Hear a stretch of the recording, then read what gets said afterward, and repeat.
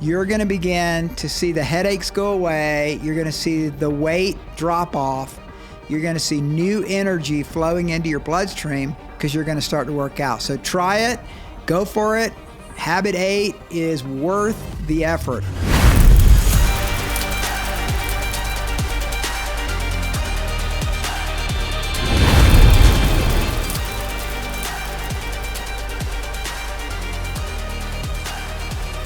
So today we're talking about habit 8, and I've got my book here, and I'm so excited about this habit because it's made such a difference in my life. When we talk about the idea of doing the hard things, and we talk about the idea of learning to work out your problems, those kind of go together. So habit 2 and habit 8 kind of coalesce together. At least in my mind they do, because the reality is most people don't want to work out. So when I think about working out your problems, I'm literally talking about working out.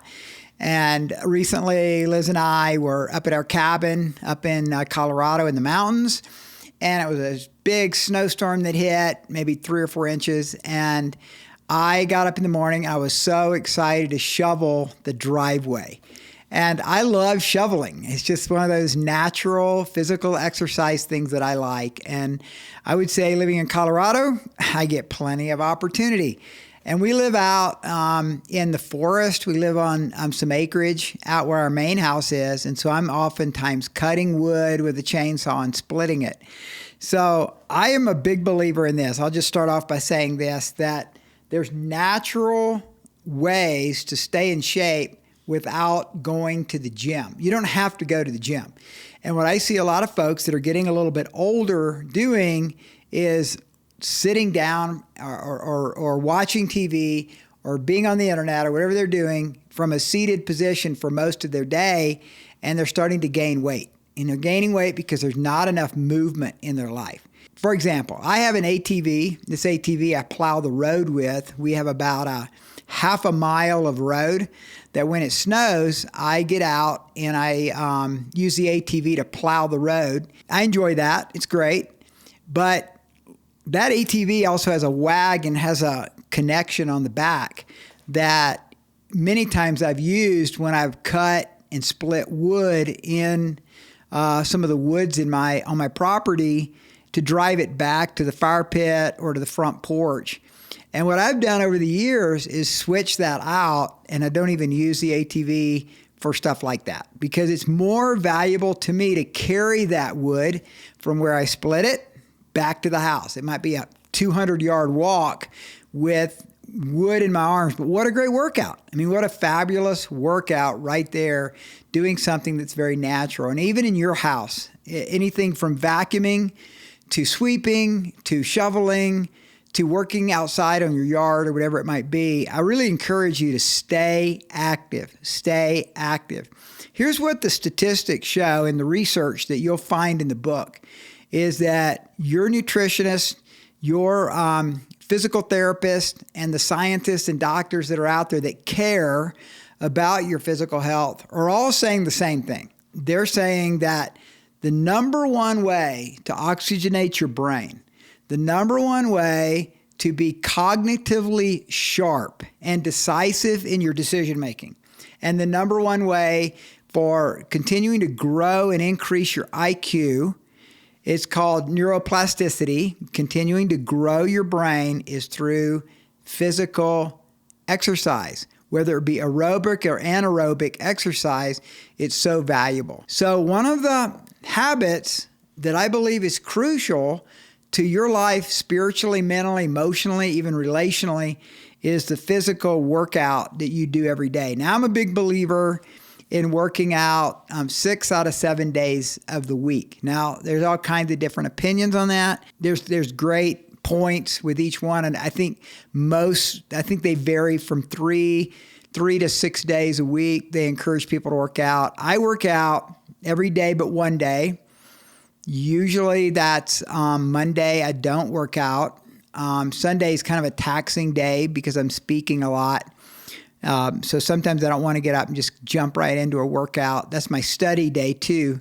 The reality of how do we stay sharp mentally is probably one of the biggest questions for folks that are getting older. So if you're in any way, say, I would say like 40 and above, you have to start thinking about and considering the fact that it's really, really important that you continue to increase your IQ, grow your brain, stay sharp, be decisive in your decision making throughout your life. And reading is powerfully important. Meditation, powerfully important. Prayer, powerfully important. All those habits that I've talked about in the book are so important. But too many times we forget that literally exercise, working out, has one of the key components of building the neurotransmitters in your brain continually through the oxygenation of your brain through working out.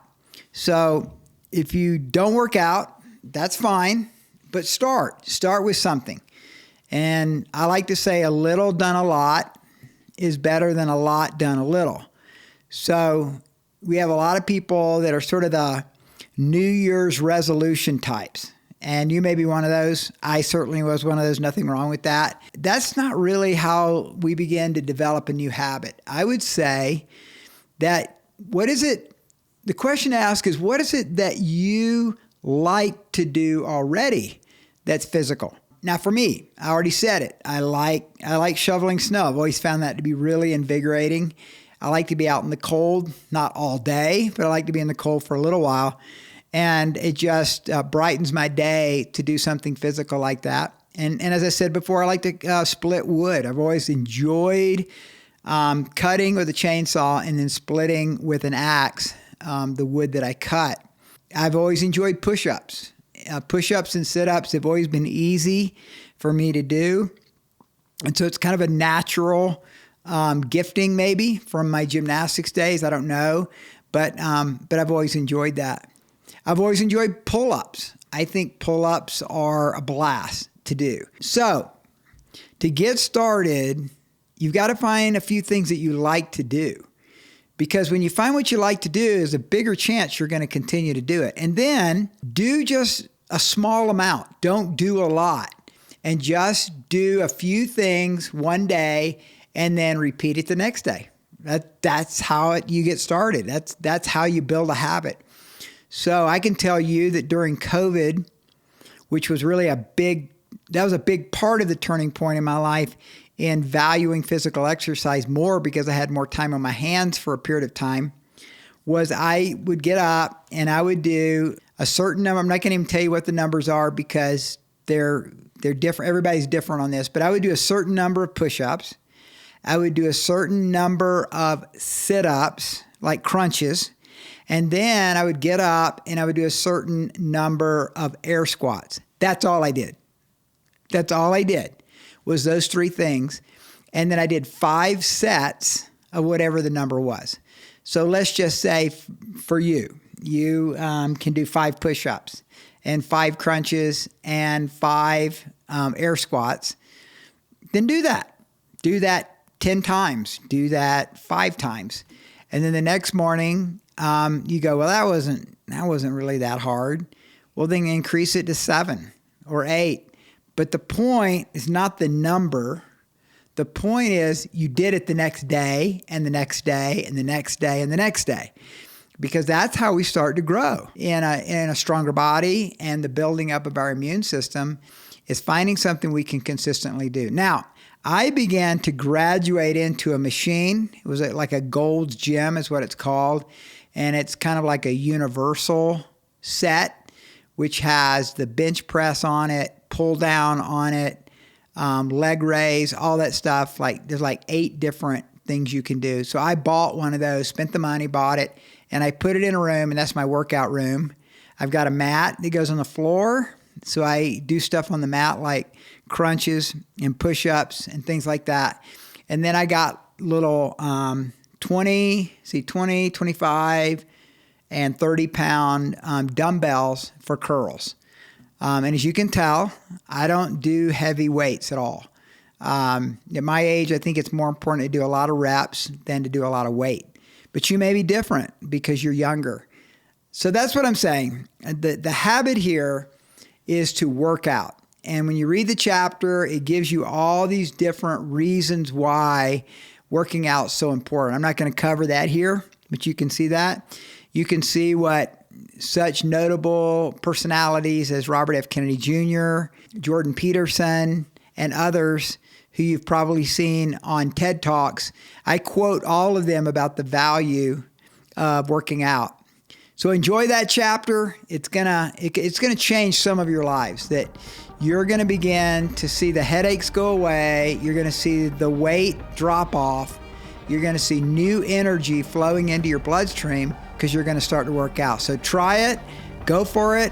Habit 8 is worth the effort. God bless you.